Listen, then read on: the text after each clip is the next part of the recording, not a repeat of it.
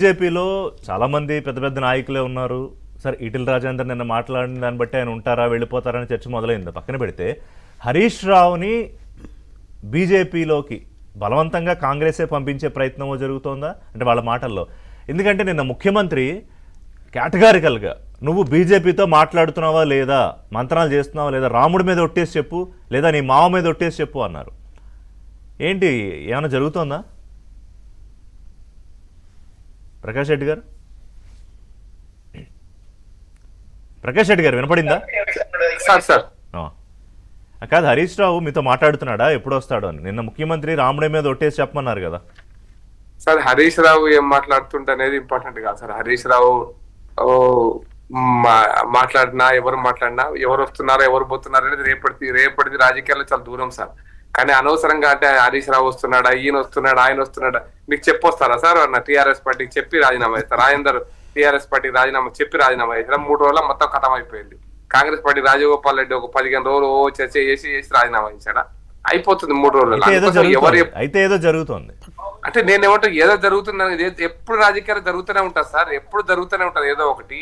మీరు రోజువారీగా రాజకీయాలలో ఈ రోజున్న పరిస్థితుల్లో రోజువారీగా దేశంలో జరుగుతుంది. మీరు ఎక్స్పెక్ట్ చేసినారా? ఎన్సీపీ మొన్న పేపర్ లో వచ్చిన వార్త, ఎన్సీపీ శరద్ పవార్ గారు ఒక రకంగా ఉంటున్నారు, ఈ రోజు ఇంకో రకంగా మాట్లాడుతున్నారు. కాబట్టి సడన్ గా మారుతూనే ఉంటాయి, పెద్ద ఇష్యూసే కాదని అంటున్నా. అంటే నా పాయింట్ ఏంటంటే ఇప్పుడు కాదు కిషన్ రెడ్డో, బండి సంజయో, ఈటెల రాజేంద్రో, లేకపోతే ఇంకా నలుగురు ఉన్నారు కదా సీనియర్ నేతలు, వీళ్ళందరూ కాదని ఇప్పుడు హరీష్ రావే బీజేపీకి రేపు పొద్దున్న రాజకీయం చేయాలి లేకపోతే రాజకీయం నడిపించాల్సిన పరిస్థితి వస్తుందా అని కాంగ్రెస్ నేతల మాటలను బట్టి? సార్, హరీష్ రావు గానీ టీఆర్ఎస్ పార్టీ పుట్టక ముందు కూడా బీజేపీ పనిచేస్తున్నారు సార్. ఎవరో వస్తారని ఏదో చేస్తారని బీజేపీ అనుకోవడలేదు సార్. నరేంద్ర మోడీ గారు ఎవరో వస్తారని ఏదో చేస్తారని అనుకొని భారత ప్రధానమంత్రిగా గెలవలేదు సార్. వస్తే మా దారి రహదారి, వస్తే ఎవరైనా తీసుకుంటాము, ఎవరినైనా ఆహ్వానిస్తాము, అందరినీ ఆహ్వానిస్తారు, భారత ప్రజలను అందరినీ ఆహ్వానిస్తారు. కాబట్టి ఎవరో వస్తారని ఆశ పెట్టుకొని పార్టీ దేవని మొన్న కూడా దిశానిర్దేశం చేశారు. మీకు ఇంట్రెస్టింగ్, మా ఎగ్జిక్యూటివ్ మీటింగ్ లో ఈ చర్చ కూడా వచ్చింది. అవతార పురుషుడు వస్తాడు, అది కూడా మీకు మీడియాలో వచ్చింది. అవతార పురుషుడు వస్తాడు, రాముడు వచ్చి రావణుని చంపుతాడు, కృష్ణుడు వచ్చి కంసుని చంపుతాడు అనే ఆలోచనలో బీజేపీ పార్టీ లేదు, ఉండదు కూడా అనేటువంటిది చాలా స్పష్టంగా ఉంది. ఆలోచించాం సార్. వస్తారంటే నిన్న నడ్డా గారు వచ్చినప్పుడు రెండు కీలక విషయాలు. ఒకటి, మోదీ చరిష్మాయే ఇక్కడ మీకు గెలిపిస్తుంది అనేది మీరు ఫస్ట్ మనసులో తీసేయండి, మీరు పని చేయాలి అని చెప్పారు.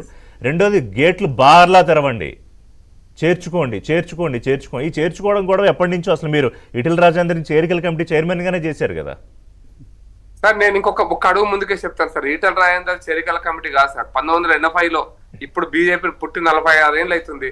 46 ఏళ్ల కింద నేను మళ్ళీ డేట్ కూడా గుర్తు చెప్తున్నా, డిసెంబర్ 1920 అనుకుంటా, 1980లోనే అద్వానీ గారు చెప్పారు, మన పార్టీలోకి చాలా మందిని ఆహ్వానించాలి, మేధావులను, వివిధ వర్గాల ప్రజలను, వివిధ రంగాల ప్రజలను అందరినీ ఆహ్వానించాలి. మన ప్రొఫెషనల్ పొలిటీషియన్ కాదు, ప్రొఫెషనల్స్ ఇంటూ పాలిటిక్స్ అనేది మన స్లోగన్ అని చెప్పి 1980లో చెప్పినాడు.